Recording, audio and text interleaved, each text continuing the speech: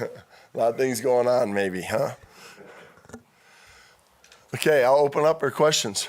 Gus, obviously you have a lot of experience going against Kansas City Chiefs, working with the Chargers for those years. They look a little different this year for whatever reason. Yeah, I mean, they're very explosive.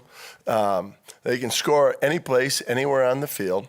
It seems to me like some of the tip balls just haven't gone their way. You know, where there's an interception here or there that stalls the drive, but they're moving the ball and they're making the same amount of explosive plays and things like that you see. You know, very, very talented. You're trying to keep your eye on multiple guys. You know, I think we talked in weeks previous about, hey, we got to have awareness where he is on the field. With a team like Kansas City, you have to have awareness of where everybody is on the field because there's so many explosive players. Yannick's had 2 really big games in a row, and he said that it's a direct result of what some other guys like Max and Solomon are doing. Is that just him being a team guy, or is that something that's really come up? No, I think, you know, Coach Marinelli always talks about 4 equals 1. You know, and they got to work together. If somebody's getting some sacks, it's probably because a lot of other guys are doing some things right too. So, you know, and I know a couple of those. Max did a good job on his side, turning them back in, and we're giving Yannick a chance. So he really believes that. You know, I think we just showed some coverages today where the coverage was tight and forced the quarterback to hitch some and allowed the rush to get there. So I believe he's talking more about that aspect. There's a lot of things that have to happen right for defensive linemen to get a sack, but he's got some God-given ability now. He is very talented, and his get-off has been really well. I think he's tweaked some things the last couple of weeks that I think has benefited him, some things that he just kind of noticed along with the coaches. Your defenses have had success against Kansas City in the past, but it seems like the rest of the league this year has everybody has the blueprint. They play a certain way. It's 2 deep safeties and keep everything in front of you. So how much of your preparation is hey, we do what we do, and how much is, well, this other stuff is really working against them right now? Right. Well, I mean, you on the breakdowns, you watch a lot of teams, you know, and see, you know, how they try to attack them and what works for them and what causes some difficulties. And some of it is just, you know, they've had opportunity to make plays. There's guys open, and maybe, like I said, it was a tip ball here or there or an incompletion at a critical time. So, you know, they can get in a groove at any time. You know, so I think it's a combination. You look at past films and see what teams are doing that have had some success against them, and then you also incorporate it into what you do. You've lost Darius Philon, and I'm wondering, if you've had an idea yet of who might be stepping in his spot, or For who's that? Darius. Oh, for Philon, yeah. Damian Square has done a nice job for us. He's played, you know, in a couple games for us quite a bit. And, you know, he's a guy that's had some experience being in the same division. So we anticipate seeing a little bit more of him. Mike Mack had mentioned Malcolm Kuntz as somebody that was making some strides forward. He really has. You know what? Here's the Malcolm Kuntz situation. He has really showed up the last about 3 weeks in practice. And I think when you watch him on practice, you're seeing the guy that you drafted. He's strong. He's quick. He's starting to figure out. So he's caught our eye.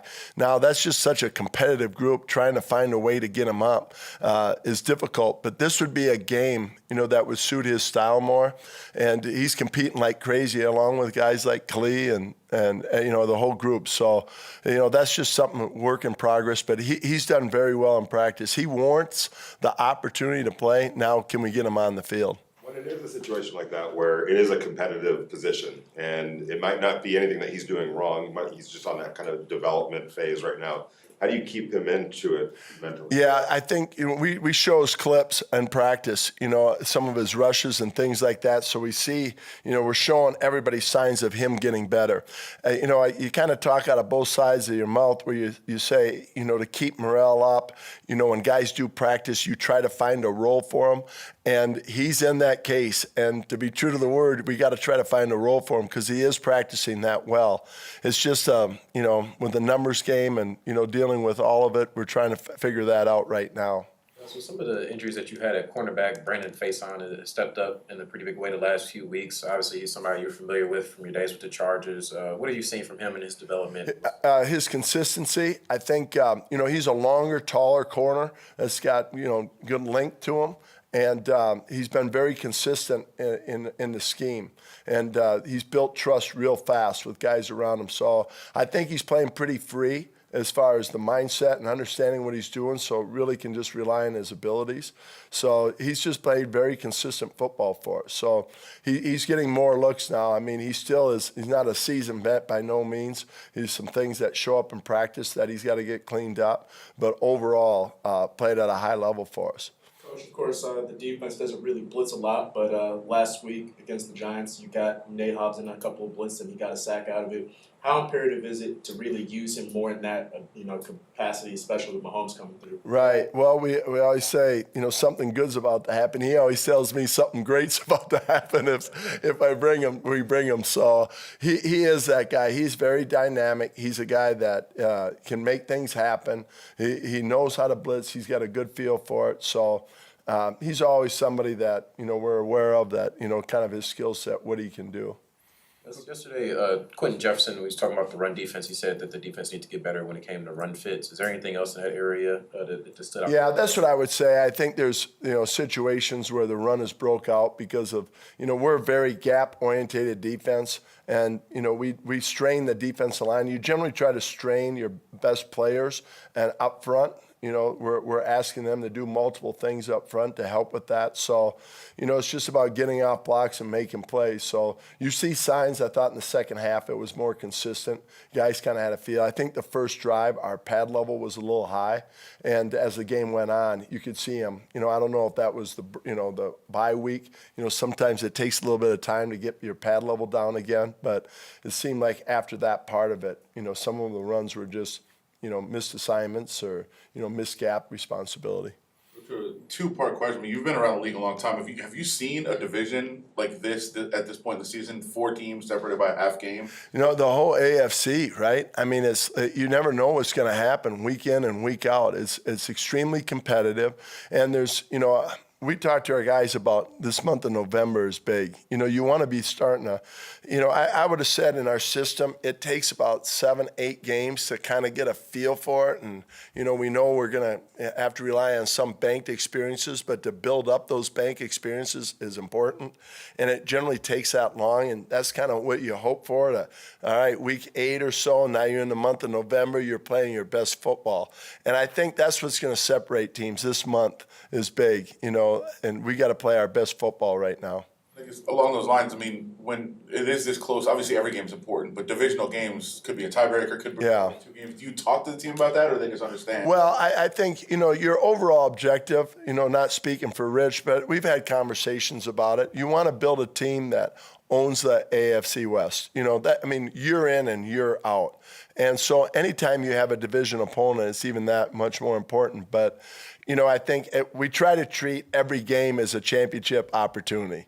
And it's coach talk, but you kind of keep them in that mindset to avoid the highs and the lows. So this is just another opportunity. We mentioned many times to our defense, we'll compete anywhere, anytime. This week it just happens to be in Vegas. Now let's go. And it just happens to be Sunday night. It's another championship opportunity for us to demonstrate how much we've grown and how much we've gotten better from last week. And, it just happens to be the Chiefs. So, but it is the Chiefs and it is the division opponent. I think that goes without being said. But we try to keep them in that mindset, to focus really on improvement. How much can we improve from last week? And this will be a good test for us now, a great test. We need this test. To see where we're at and where we need to improve on. And they're a team we got a lot of respect for now over the years playing against them. They're so explosive. It's, a week that is straining, mentally on coaches just because of the skill set they have. And they're very well coached offensively. Gus, how different is Rich as a head coach as opposed to when he was a special teams coordinator, not only this year, but when you guys were together back in Tampa? Yeah, what I think the benefit of it is that when you're a special teams coach and you're in this situation and then you become the head coach, you know everybody. And you built trust with everybody because in special teams, you're talking to everybody. So that transition of, say it was a defensive coach that became head coach. Well, that defensive coach would be spending a lot of time with the offensive players, developing relationships and, building that trust. Where with Rich, he's coached everybody. And, I think that's really helped the curve as far as the transition for our team. But he really is. I think he's the same person. He's demanding. He holds people accountable. But he does have to make different decisions now, being in that seat. But, and that requires some, I guess some people would say, boy, maybe he has to change some. Well, I don't know if he's changed some, but the decision he has to make has changed because of the seat he's in. Coach, you were just talking about how much of a draining week or a couple of weeks it has been. How important, with all of that being said, do you feel even more now to bring a positive, attitude to work every day for your group of guys? Well, I think our guys are pretty positive because of that approach that we talked about. I mean, we need this. This is a great opportunity for us, and you should be excited about it. Anytime we get a big test like this, that's great. We're going to find out where we're at, where we need to improve on, the areas that we'll be attacked in every area possible. By the Chiefs. So, it requires everybody to be really on the details of it. The new things that we present, we have to be on. And, there's no learning curve. It's a precision league. And, we know that at any time they can be very precise. And they got a quarterback that, is fantastic. And, like I said, sometimes it's a tip ball away. And, when it's like that, it can happen at any time. All right, guys. Thank you very much. Okay, thank you.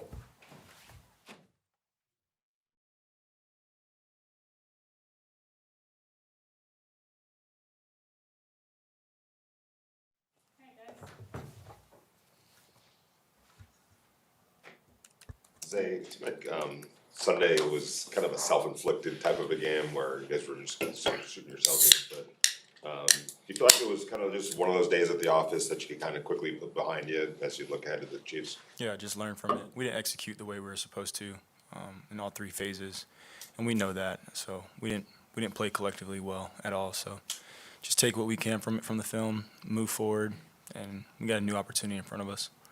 Yeah, obviously it hasn't happened, I'm sure, the way you wanted it to, but, you've gotten a bigger opportunity the last couple of weeks, given what happened last week in the rug situation. How have you approached that and kind of dealt with that on a personal level?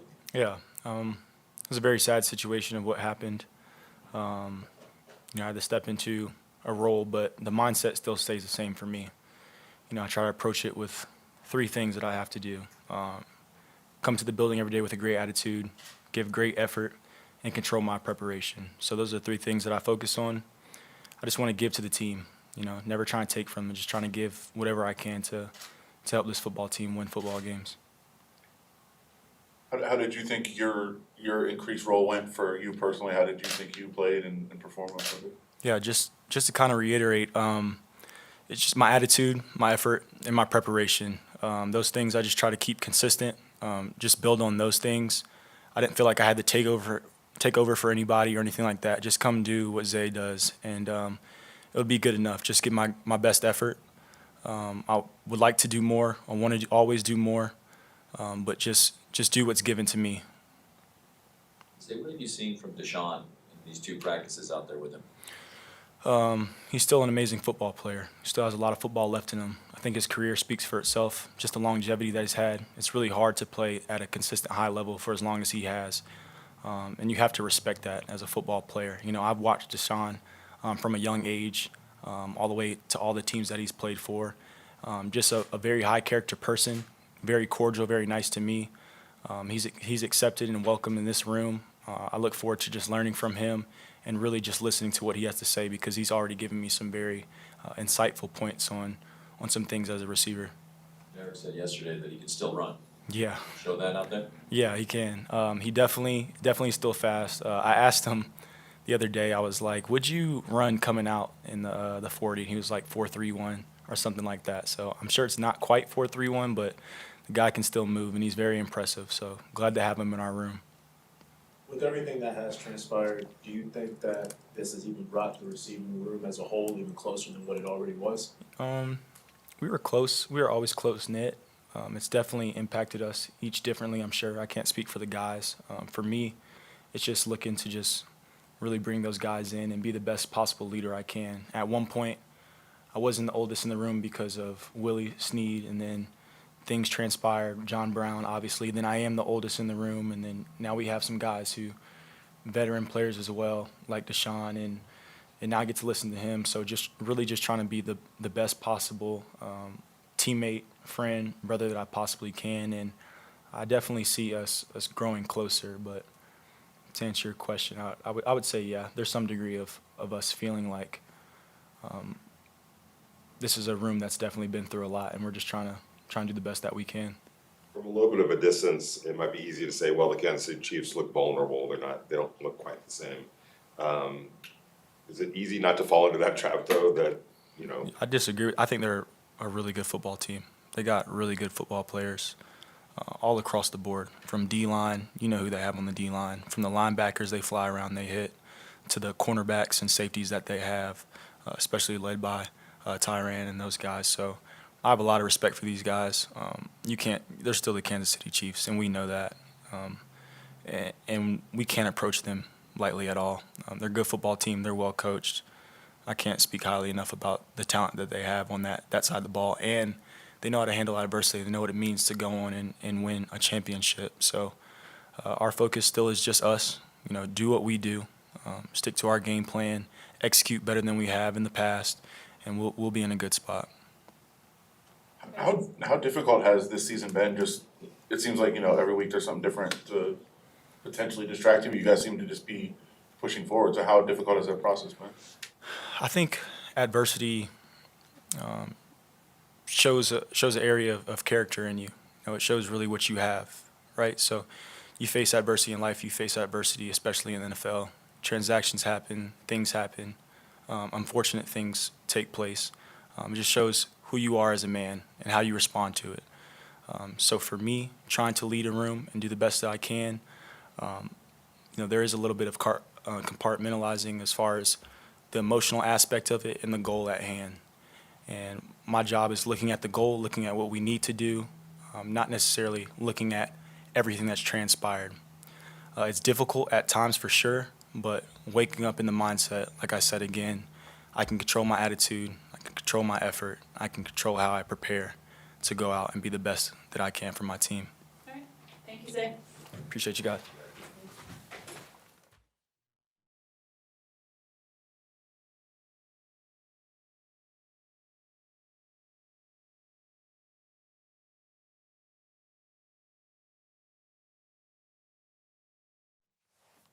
Go ahead. Greg, kind of from a distance, it might be a little bit easy for some people to say that the Chiefs are struggling, they're not quite the same. But how easy is it for you not to fall into any of that kind of a trap? I think it's really easy for us as a team, really, and offensively, they're our biggest rival. They have been throughout the Raiders' history, and so we make our players very aware of the rivalry. And you throw the records out, and we obviously that it had been lopsided here for a while, and then last year we felt like it was a very competitive game, and we'd expect the same this year.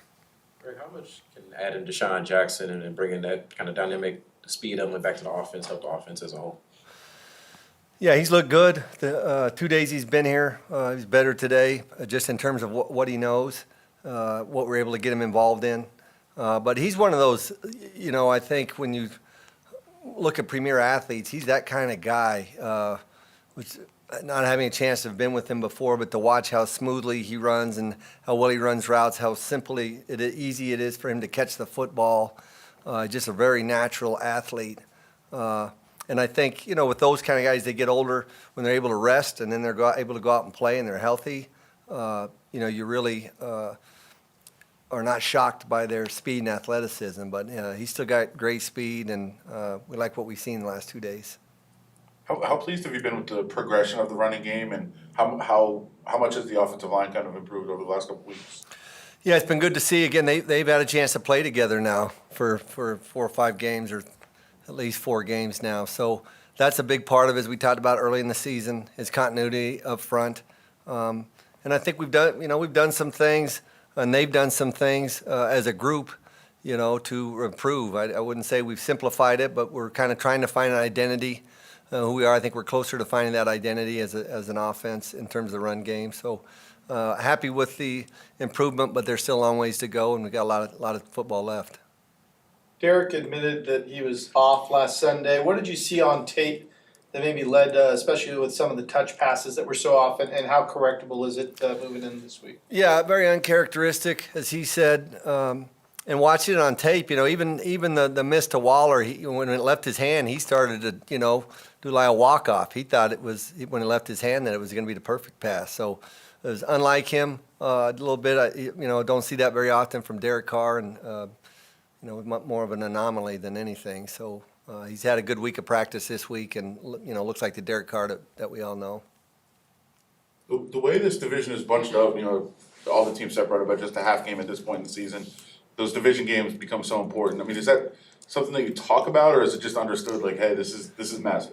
We always talk about divisional games, but we don't want to downplay the significance of the other games as well throughout the season. But anytime you're playing a divisional opponent, the number one way to get in the playoffs is to win your division. So they all know the importance of division games. And again, this has been a great rivalry over the course of the history of the Raiders and the Chiefs. So, our players are very aware of it. Greg, how different is Rich as a head coach as opposed to when he was special teams coordinator, not only here, but when you guys were together way back when with Tampa? I see the same guy, and I think those are the qualities that, to me, that make him a good head football coach. He's very approachable. I think the players have a great deal amount of respect for him because he's the same guy every day. He shoots it straight with them. There's never been a hidden agenda with him. He's a football coach, and he's a family man. He's an honest man, and I just think that they really respect the man. And obviously, as a special teams coordinator, he's got a chance to work with a lot of the players. So that's always been his MO. I've known a long time. His kids, babysat my kids and helped raise my kids. So a lot of the values that he believes in, I believe in as well. And just always had a real healthy amount of respect for Rich. For him to finally get a shot at 61 years old and being coaching since 1983, I mean, what does that say about his stick-to-itiveness, I guess?